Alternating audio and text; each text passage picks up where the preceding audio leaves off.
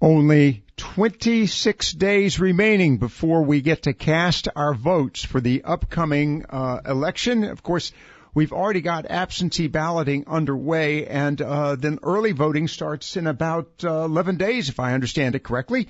And so be prepared. We're going to be continuing our ongoing conversations with our candidates. As a matter of fact, we have another Republican candidate, Dr. Kevin Baiko, joining us here in just a moment here on Viewpoints. I'm looking forward to talking with him to learn about his outlook and his agenda, as a matter of fact. But as we begin that program, just to first remind you, you are listening to Viewpoints on the talk station, FM 107, AM 1240, Lockwood behind the mic, and Taylor behind the wall, window, and board. And I think he's complaining about being a little sleepy today. That's okay. Well, he worked too hard earlier today. All right, the numbers, if you'd like to join us, 252 area code 247-7282. That's 247-7282. Of course, via email at viewpointsradio@hotmail.com and via Facebook at Viewpoints on the Talk Station. We're going to be chatting here in a moment with Dr. Baiko. Following that, of course, Mark Roderman will be joining us. We're going to chat with him about the events in Washington, D.C. and, interestingly enough, also the events in North Carolina. Of course, the continuing disputes and possibly further legal actions associated with the North Carolina GOP and a particular fundraiser. So we'll get into that later in the program. As always, do want to thank our sponsors for the afternoon. Floyd's 1921 restaurant located at 4th and Bridges Street, beautiful uptown Morehead City. And, of course, Advanced Water Systems, folks that are bringing you Connecticut, folks that are practically reinventing water. And as I prepare to bring on Dr. Baiko, let me just say to you, according to Transparency North Carolina elections vote tracker, a whopping 27 votes or ballots have been cast as of this afternoon. And those, of course, are absentee, only 27. So it's going to be a low turnout for all intents and purposes. The issue is, how do we motivate the voters? And joining us this afternoon to share with a means for motivating the voters, probably himself, desiring to be the main motivator, Dr. Kevin Baiko. And with that, Dr. Baiko, good afternoon. Thanks for joining us, sir. Thank you for having me, sir. Pleasure to have you with us this afternoon. So we've got an election coming up in 26 days, if my calculations are correct, and I'm doing a little subtraction here. Let's talk about Dr. Baiko and why you're running for Congress, and tell us something about you. Well, sure. Well, my background is I'm a physician. Circumstances have gotten me into specializing in medical cannabis or cannabinoid medicine, and I practice part-time in Hawaii. My overall policy agenda is that there is too much regulation happening and too much spending happening at the federal level especially. Mm-hmm. So that's my overall agenda. What got me into this race is a little bit more involved. It's interesting to look at the different,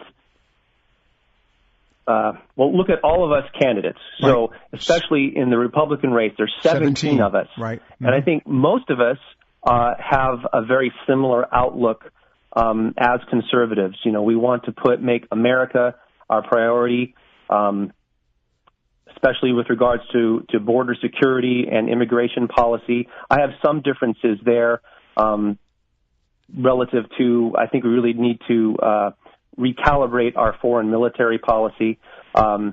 We all are for free markets, mm-hmm. you know, free trade, free markets, and the opportunity that can benefit North Carolina in terms of deregulation and taxes, again, at the federal level.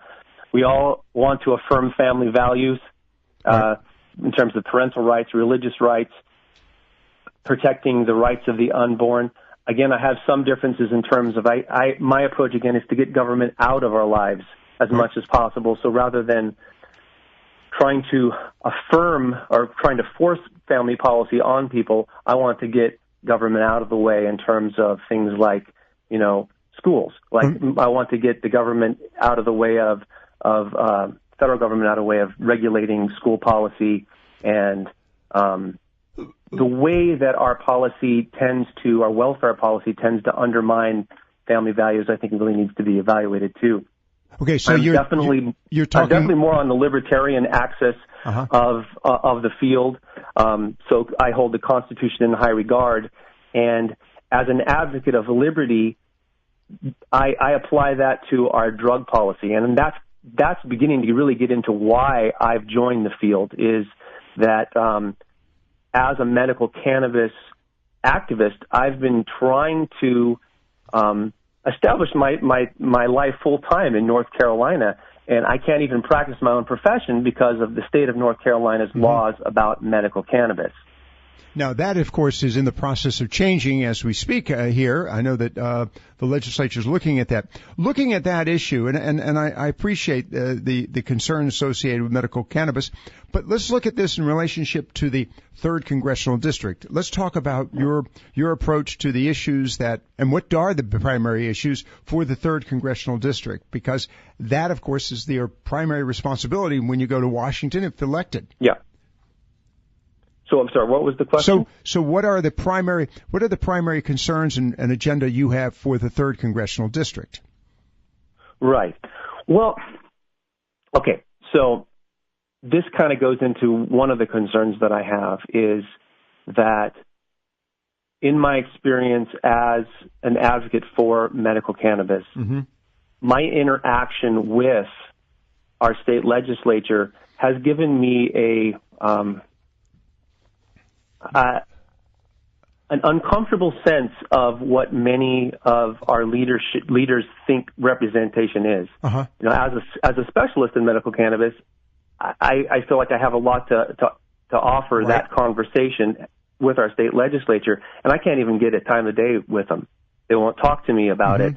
80% of our state population, an Elon poll in 2017 projects 80% of our population supports the legalization of medical cannabis. And yet our representatives, especially our Republican leadership, wants to just continue to kill any attempts to do this. That, to me, isn't representation.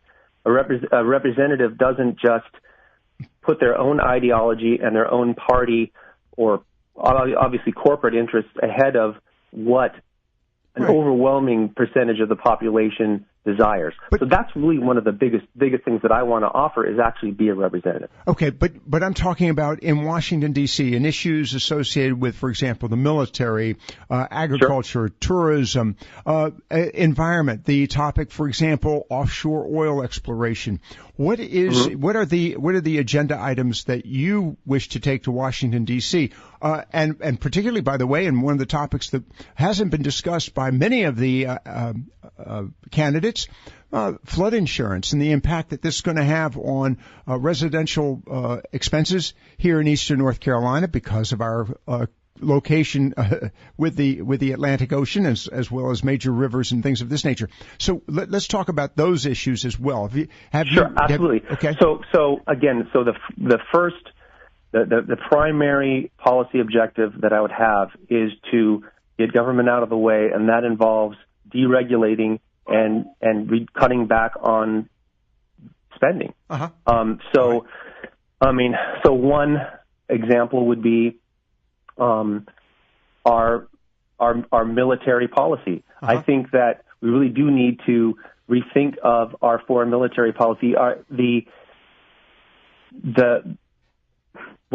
theater of the world is changing in terms of the development of AI, the development of drone technology. We really need to rethink about how we're doing things and all the money it's costing, not only just American dollars, but American lives, and the fact that we're not making friends around the world. I think that would be one thing that I would definitely want to look into. I would also be wanting to do as much as I can to cut back on taxes. I think that affects our local economy big time. Okay. So what are some of the other things you had mentioned? Well, you had asked about offshore drilling. Yes. Okay. So generally speaking, I would think that that's more of a state issue than a federal issue. Okay. But I would honestly myself be opposed to that. All right. And mainly because, I'm a Currituck resident. I don't want that kind of activity happening in my backyard. I would extend that courtesy down the coastline. I think it poses too much of a risk to our not only our local communities and wildlife, but also to the local industries like fishing and tourism, like you had mentioned. All right. Dr. Kevin Baiko with us this afternoon. We're going to be wrapping up with you here, Doctor, in just a moment. Of course, he's one of the 17 Republican candidates seeking the nomination for actually running for the election to fill the seat left vacant by the late Walter Jones. Dr. Baiko, in their conversations with constituents and the voters over the past couple of weeks, what have you learned? What is the particular issue that seems to resonate with the folks that you're talking to? Well, there's all kinds of issues. It depends on who you're talking to. Uh-huh. You know, when you're talking to more conservative crowd, they tend to be very concerned about border security. Right. And I actually believe that we really do need that to enact some strong border security, both in terms of wall technology, but also in terms of just controlling the rate of immigration. Uh-huh. And in that regard, I think we also need to add, we need to address what the incentives to why these people want to move here. Mm-hmm. You know, in terms of ease of access to our educational system, our healthcare system, even citizenship. Of course, on the other side, a lot of people, and probably one of the biggest issues is health, healthcare. Right. Okay. So, and of course, that is a big issue in light of the concerns with the Affordable Care Act. As we wrap it up with you now, Dr. Kevin Baiko joining us this afternoon, candidate for seeking the nomination as the Republican candidate for the 3rd Congressional District. As you're looking at the experience over the past couple of weeks, what is your feeling about the race? How is it coming? Are you making connections with the voters at this point? Do you feel comfortable at this point? Well, you know, I'm new to politics. I'm definitely not a politician. It's not in my nature to always be thinking in terms of politics. I like to think of some of the deeper issues behind the politics. And so it's been fascinating. I've learned so much about the region and myself in the process. But honestly, one of the things that is the most challenging for me is getting my word out. So I do appreciate you having me on. I encourage people to visit my website, kevinbaikoforcongress.com, and by the way, to learn more about me. And that is spelled Baiko, Kevin Baiko, Baiko for Congress. Kevin Bacon, and by the way, that's Baiko. Not Baiko. That's Bacon. And that's for FOR. Dr. Baiko, thank you very much for being with us. We appreciate it.